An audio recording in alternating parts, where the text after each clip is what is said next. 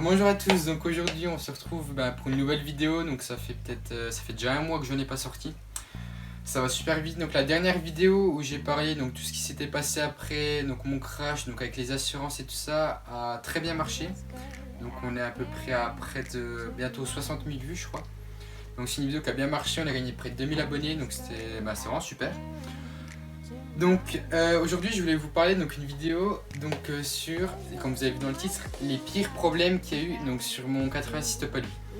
Parce que avant, quand tu regardes les vidéos de Tixud, de Nikos Bike et tout ça, avec leur 86, leur 100 tout face, tu vois que ça roule trop bien, ça marche de fou, puis il y a des petits problèmes de bougie ou un bail comme ça. Mais aujourd'hui je vais vous expliquer tous les problèmes que j'ai eu, donc les pires problèmes que j'ai eu, donc qui sont pas passés dans les vidéos, donc où j'ai passé beaucoup de temps dans le garage, donc sur cette moto. Donc il y en a eu pas mal, donc j'ai noté sur l'iPad, mais juste pour vous dire, j'ai eu très peu de problèmes je trouve par rapport à d'autres amis, même qui roulent en origine. Donc pour vous dire. Donc un autre problème que j'ai eu peut-être 3 jours, non allez. La moto elle reste au garage 2 semaines pour les freins et une semaine après j'allais faire mon plein à la pompe. Et ce que j'ai fait c'est que j'ai mis mon huile, donc je fais mon plein et j'avais vu que Tixud, j'ai mis mon huile et après j'ai mis mon essence. Donc je kick, la moto elle démarre, je pars. Donc de toute façon vous aurez des images de tout. Je pars et je vois que quelques mètres plus loin, la moto s'engorge et elle veut plus rouler. Et c'était vraiment le tout début de la moto, donc je connaissais rien en mécanique, vraiment les basiques et les basiques.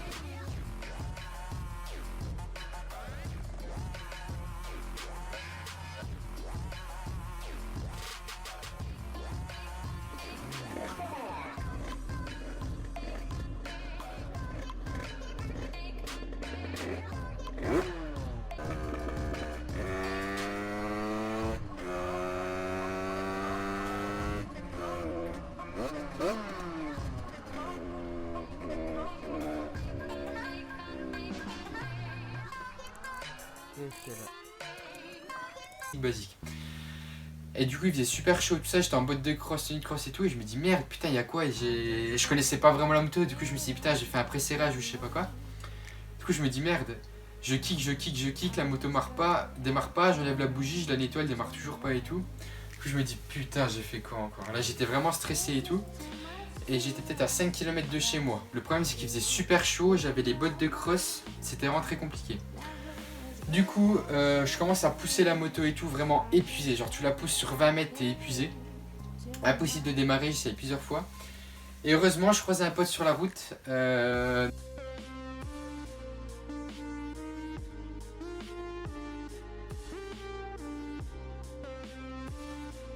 Donc, qui sera également dans une prochaine vidéo. Un pote qui est sur la route et qui m'a poussé, donc il est avec une moto d'origine.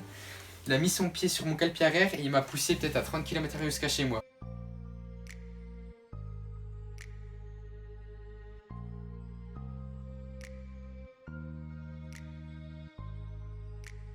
Monté. Vraiment, là j'ai appris beaucoup en mécanique ce jour-là. J'ai nettoyé gicleur, carbu, bougie, j'ai changé la bougie et tout ça. Et finalement, ce que j'ai dû faire, c'est vidanger complètement le réservoir. Et c'était la première fois que je faisais ça. Donc il y avait plusieurs durites, je comprenais pas vraiment comment fallait faire, mais finalement j'ai quand même réussi. Donc au début je soufflais dans le tuyau d'essence pour que ça revienne, mais j'en avais dans la bouche, du coup c'était horrible. Et finalement j'ai fait ça avec un compresseur. Peut-être que je vous fasse une vidéo tuto de comment vidanger son réservoir, ça pourrait être cool. Une autre chose qui m'était arrivée, c'est que je passais ma vie, mais vraiment je vous dis ma vie, à changer de pignon sur ma moto. J'ai fait 13, 14 et 15, je passais vraiment ma vie à faire ça. Et le Circlips, je vous montrerai une petite photo, le Circlips, je le démontais mais tout le temps. Et à la longue, le Circlips, limite je l'enlevais avec les mains, vous voyez. Mais le truc, c'est que dans ma tête, je captais pas, vous voyez, qu'un Circlips c'est fait pour bien serrer le pignon. Du coup je me dis tranquille. Je descends en bas de chez moi sur la route, tranquille, hein, la moto était froide, je fais première, deuxième, troisième, quatrième, genre j'étais à 70, et quatrième, je mets un coup de gaz, j'attends. La moto qui rupte direct et qui avance pas du tout, j'ai fait putain, j'ai pété la boîte, je me suis dit c'est obligé, j'ai pété la boîte. En plus c'était sur une grande route avec ligne droite. Du coup ce que je fais c'est que je m'arrête sur le côté, je vois quoi? La chaîne est par terre, le pignon est plus là. J'avais perdu mon pignon sur la route. Je me suis dit heureusement qu'il n'y avait pas une voiture derrière qui se reprend le pignon dans le pare-brise parce que ça, ou un motard derrière, le gars il est mort direct. Je me suis dit heureusement qu'il s'est pas pris le machin dans la gueule. Et après je suis allé racheter des Circlips.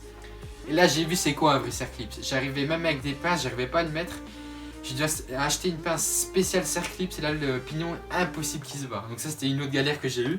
Et également je viens de penser, vous pouvez également me mettre en commentaire les pires problèmes que vous avez eu donc sur vos motos, donc n'importe quoi, tant que c'est drôle, bah vous mettez, je ferai peut-être une vidéo dessus. S'il y en a vraiment qui sont drôles et réels, ça sera cool. Donc voilà. Et aussi n'hésitez pas à vous abonner, c'est une vidéo qui se fera en deux parties. Donc première partie de 10 minutes et une deuxième partie de peut-être 7 minutes, je verrai comment ça se fait. Donc n'hésitez pas à vous abonner et aussi à liker pour si vous voulez l'épisode 2. L'autre problème que j'ai eu dès le début, enfin un problème, oui c'est un problème, c'est que mon pneu était carré. Mais quand je vous dis carré, c'est vraiment carré. Trop vite fait ici à voir la vidéo. Donc voilà mon pneu, donc je pense que c'est pour ça que ça guidonne. Comme vous voyez, c'est que le pneu il est vraiment... En fait sur les côtés il est vraiment pas usé, mais au milieu il est très usé. Comme vous voyez, il est carré comme vous voyez. Donc je pense que c'est à cause de ça que dans les virages... Et le pneu. Et il y a eu, au début, je faisais, ça aussi un autre problème qui était après, j'allais sur une petite route qui montait. J'étais peut-être à 110 dans la montée, j'arsouillais pas mal. Je rigole pas, je voyais mon garde-boue qui faisait comme ça devant et j'étais comme ça sur le guidon. Vous verrez là, je vais vous mettre les plans d'une vidéo où j'étais sur une petite route, je doublais mes potes aussi, où je penchais pas mal. Et vous verrez au ralenti, la moto elle guidonne vraiment comme ça. Elle guidonne vraiment comme ça, genre impossible à contrôler la moto, vraiment violent. Vous verrez le guidon.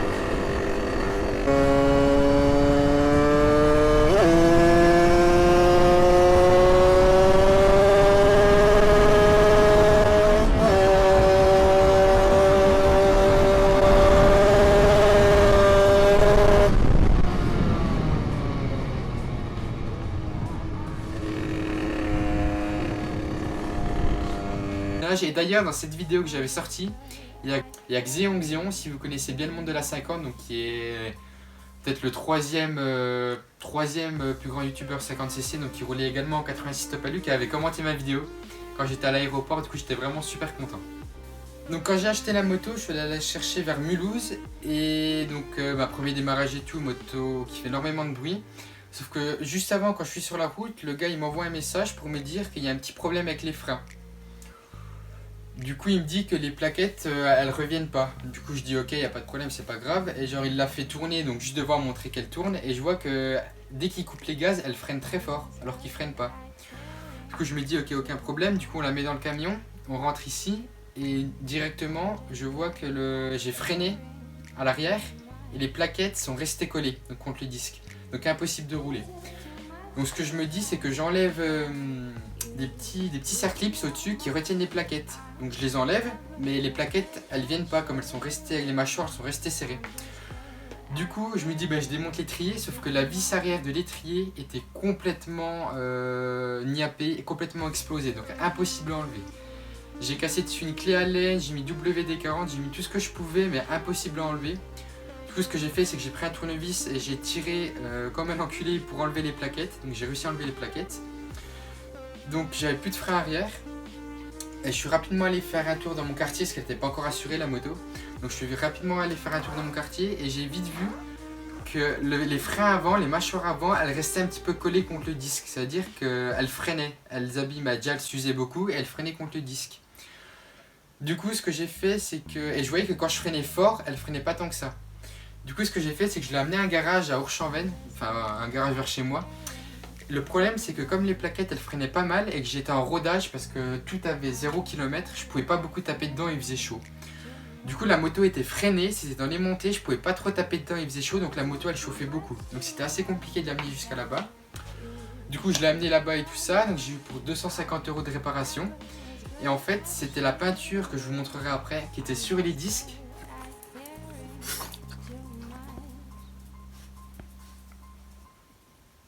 Il avait peint les disques et les étriers et la peinture avait coulé et elle avait séché au niveau des plaquettes.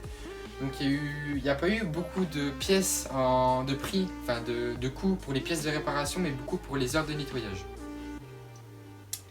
Également un autre problème que j'ai eu, c'est un peu une vidéo où je vous explique, si vous avez des problèmes, regardez, c'est tout con, mais faut, quand on s'y connaît pas, ceux qui s'y connaissent bien en mécanique, même moi maintenant j'en rigole parce que je sais que c'est complètement con, maintenant j'y pense directement.